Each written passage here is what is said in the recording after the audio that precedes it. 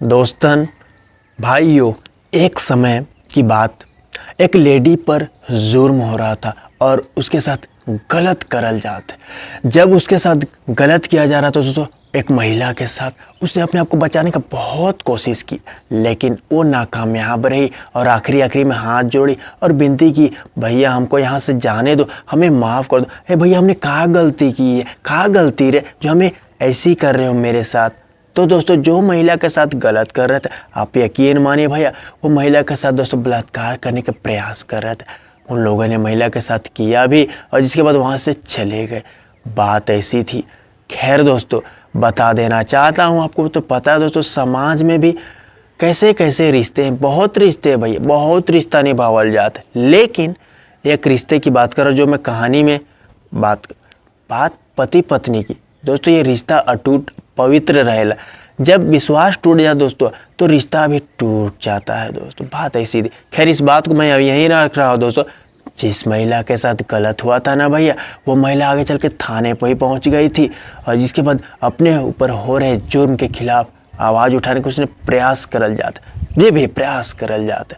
बात ऐसी थी, महिला थाने पहुँची और जिसके बाद दोस्तों पुलिसकर्मी का कहना था, बताइए आपकी क्या शिकायत है और क्या बात है। तो महिला ने अपनी बात बताई और अपनी बात में उसने कहे दोस्तों कि मेरे साथ गलत किया गया, मेरे साथ बलात्कार किया गया, मेरे साथ मारपीट भी की गई और मुझे जान से मारने का यहाँ तक प्रयास भी किया गया। महिला ने दोस्तों मामला दर्ज करवाया गया, जिसका नाम लिखी। आखिरी में एक शख्स का नाम ली जो कि रिश्ते में उसका पति था। यानी पर भैया पति था जी, ये भैया पति था और पत्नी मामला दर्ज करवा रही। उसका कहना है कि मुख्य आरोपी मेरा पति है। ये भैया, मुख्य आरोपी मेरा पति है, लड़की का कहना था दोस्तों। तो यहाँ बता देना चाहता हूँ, पुलिस भी हिल गई थी और जिसके बाद आगे की और दोस्तों इसमें कार्रवाई की गई, सभी के खिलाफ मामला दर्ज किया गया और जिसके बाद आगे बात निकली जो आप सोचने पे मजबूर हो जाओगे। नमस्कार दोस्तों, मैं आपका भाई अंकित। उम्मीद है दोस्तों आप अच्छे होंगे, मस्त होंगे। भैया अगर इस चैनल पर नए हो, पहली दफ़ा दोस्तों सब्सक्राइब करें जी, सब्सक्राइब एक करें। आप वीडियो देख ले तो सब्सक्राइब नहीं करते दोस्तों, सब्सक्राइब करें। आगे चलती है दोस्तों आज की हकीकत घटना। दोस्तों बात करूँ तो मैं यूपी उत्तर प्रदेश पीलीभीत की बात कर रहा हूँ जी दोस्तों। पीलीभीत की यह घटना है साल 2018 में, जब एक परिवार ने एक लड़की का ब्याह रचाया था हंसी खुशी।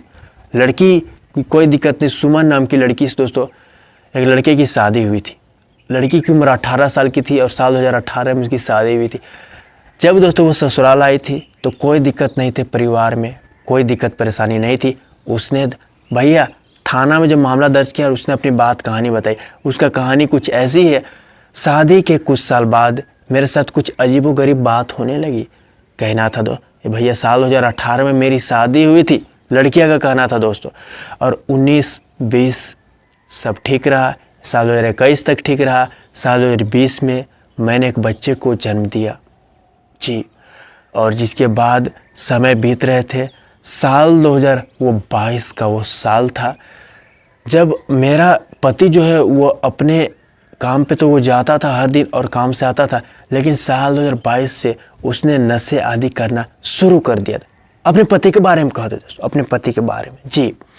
साल 2022 से वह नशा किया करता था, काम पे जाता भैया और जिसके बाद तो नशा करता। मैंने उसे रोका ठाकी बहुत किया, बहुत रोकने का प्रयास, नहीं रुका। अपने राह में ऐसा चल पड़ा, अपने आप को रोकने की बहुत प्रयास तो मैंने अपने तरफ से किया, नहीं रुका। नशा किया करता था और मेरे साथ झगड़े भी किया करता था। एक दिन आ रहा था काम के सिलसिले में, तो मैंने एक शख्स से बात कर रहा था। वो लेडीज़ का थी, मैं एक शख्स से बात कर रहा जो कि मेरे पड़ोस का रहने वाला था। तो उसने देख लिया तो उसे बुरा लग गया। बात ऐसी थी दोस्तों, और उसी रात उस शख्स का कहना था, तुम मेरे साथ अच्छे से बात नहीं करती, और उसे देखो ना तो कैसे हंस की बात कर रही थी दोस्तों।